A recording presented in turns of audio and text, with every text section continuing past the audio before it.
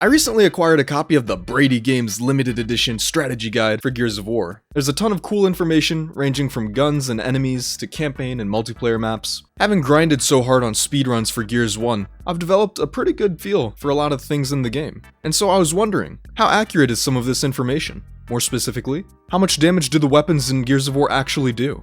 Does the guide list the right numbers? After all, I want my money's worth. Kappa.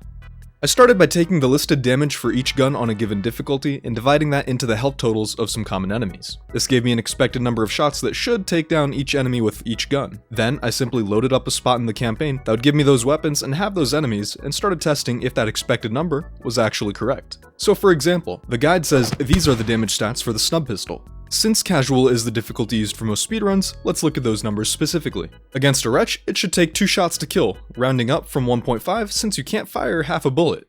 Or can you?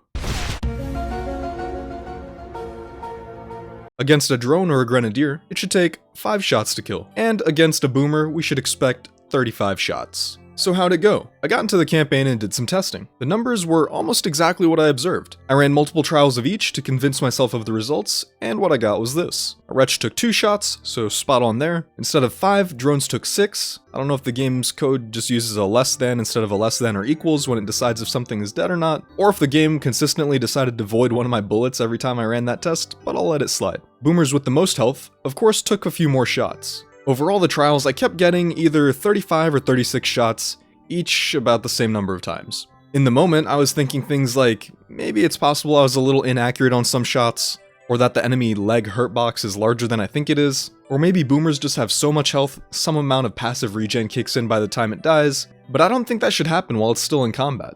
More on that later. Anyway, for the Snub Pistol, the inconsistencies weren't that far off, so the guide was basically correct. Woo! The Hammerburst was a little bit more exciting. Since the weapon is burst fire only, getting an exact count was a bit tricky. I had to shoot full bursts up until the next full burst would kill the target, then start sweeping my shots from side to side, hoping that only one bullet would hit, and add the additional impacts to the amount from the bursts for the total number. Shooting like this made it really hard to avoid getting an accidental headshot, especially on wretches, but we got the job done. Here are the stats for the Hammerburst, and here are the expected shots to kill for each enemy. Let's quickly go through the results. Wretches took 3 shots, drones took 9, and boomers took 69. Hey.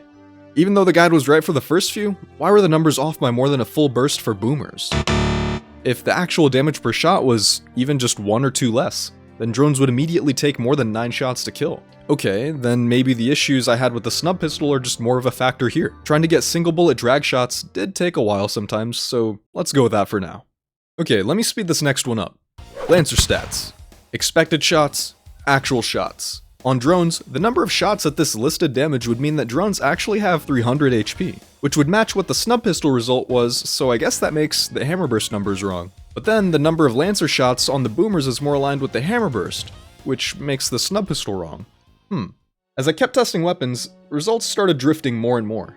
At this point, I knew something was up, and I threw all my numbers and the guidebook in the trash.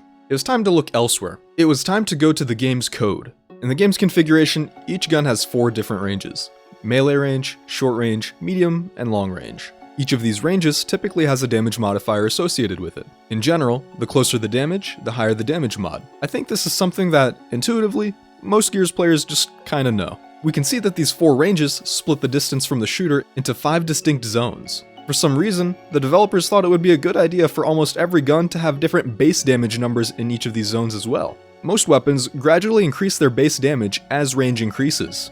Some of them, like the Snub Pistol and Hammerburst, have an extra little bonus at their closest range. Weird. Why did they make these things do more damage at a distance but then scale it down with range modifiers? I have no fucking idea. To convolute things even more, some weapons, like the Lancer, have an additional damage boost if the shot fired was the last round in the magazine. Oh yeah, and headshot and leg shot multipliers are a thing too. And active reloads. What does this all mean for my little experiment? Well, I think that means whenever I was getting inconsistent results, I was probably towing the line between 2 different damage zones, which means I'd be getting different base damages and different range modifiers on each attempt. I got straight A's in my high school honors math class and aced college calc, but I'm not gonna run the numbers to figure out the specifics of what went wrong here. Circling back around to the official strategy guide, this piece of shit book doesn't explain any of that. The listed damage of each gun doesn't even match the average of the fucking code. Oh yeah, and that was all about casual difficulty. I don't even want to think about how wrong it is for the other modes. So in conclusion, the arbitrary percentage of my money that I had allocated to gun stats on this purchase was straight up wasted. Lit. At least it has the correct health on each enemy, right? I mean, General Rom definitely has 3500 HP on casual, right? Right? Man, gonna have to test that too. Just maybe not right now.